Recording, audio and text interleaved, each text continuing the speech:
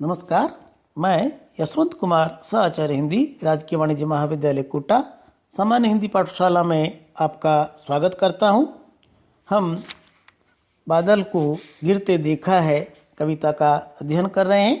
इस कविता की रचना नागार्जुन ने की है। हम इस कविता का प्रथम चरण या पहला खंड पढ़ चुके हैं। अब हम इस कविता का दूसरा खंड प्रारंभ कर रहे हैं। दुर्गम बर्फानी घाटी में 7 सहस्त्र फुट ऊंचाई पर अलख नाभि से उठने वाले निज के ही उन्मादक परिमल के पीछे धावित होकर तरल तरुण कस्तूरी मृग को अपने पर चिढ़ते देखा है, बादल को घिरते देखा है।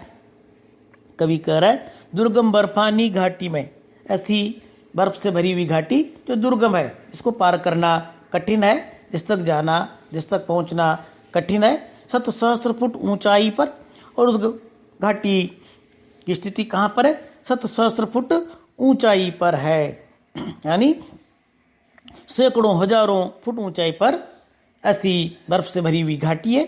अलख नाभि से उठने वाले निज के ही उन्मादक परिमल के पीछे धावित होकर तरल तरण कस्तूरी मृग को अपने पर चिढ़ते देखा है।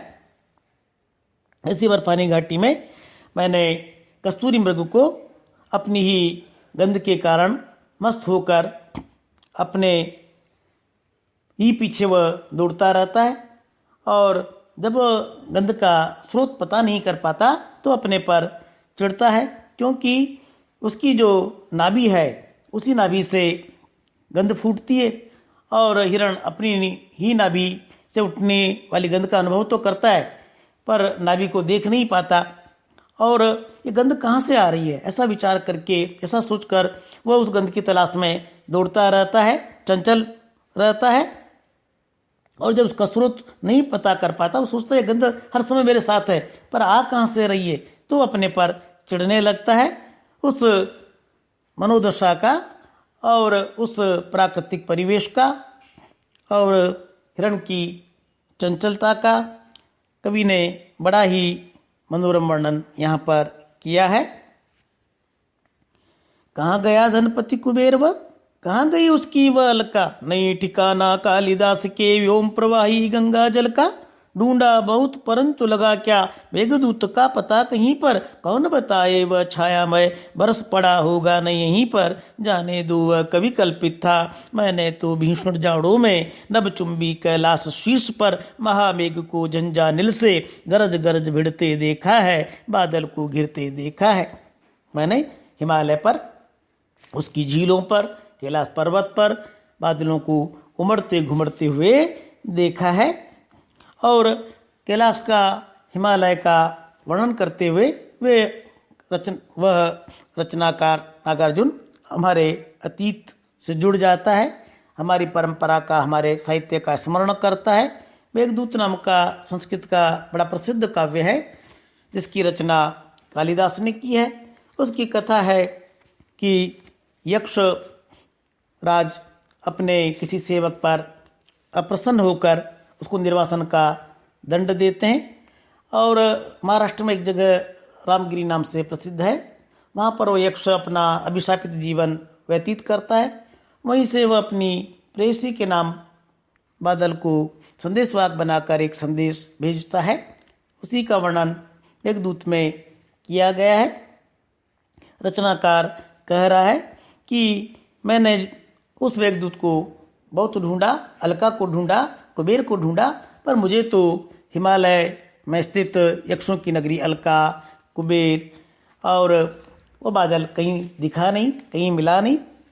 कभी उसको किस प्रकार से शब्दबद्ध कर रहे हैं, कहाँ गया धनपति कुबेर वह, धन का स्वामी कुबेर कहाँ चला गया, मुझे तो कहीं मिला ही नहीं।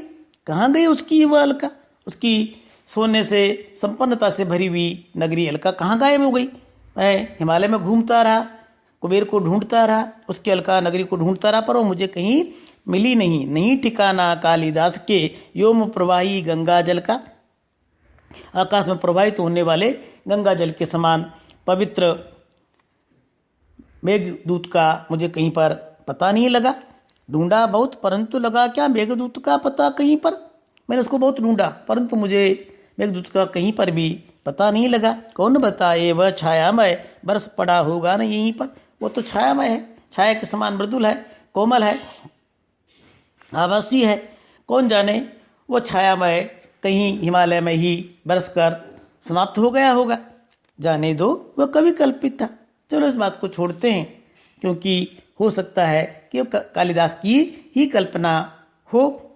मैंने तो भीषण जाड़ों में नभचुंबी कैलाश शीश पर महामेघ को झंझानिल से गरज गरज भिड़ते देखा है। मैंने तो बहुत भीषण सर्दियों में आकाश को चूमने वाले कैलाश के शिखरों पर विराट बादलों को तूफानी हवा से गरज गरज कर भिड़ते हुए लड़ते हुए देखा है, बादल को गिरते देखा है। मैंने कैलाश के शिखर पर, मानसरोवर पर, हिमालय में स्थित अनेक झीलों पर बादलों को उमड़ते घुमड़ते देखा है, उनके मनोहारी दृश्य का आनंद लिया है।